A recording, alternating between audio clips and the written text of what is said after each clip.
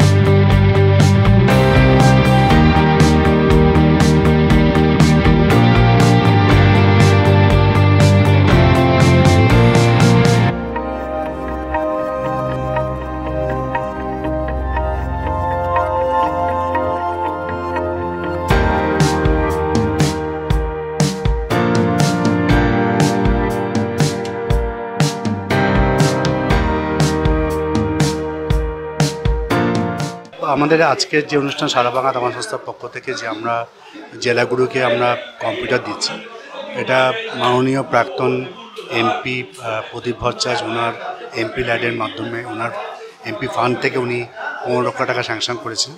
একটা অনুষ্ঠানে ওনার সঙ্গে দেখা হয়েছে এবং তখন দাবার ডেভেলপমেন্টের নিয়ে আলোচনা হয়েছিল এবং তখন উনি রাজি হয়েছেন এবং উনি এমপি থাকাকালীন এর স্যাংশন করে গেছিলেন।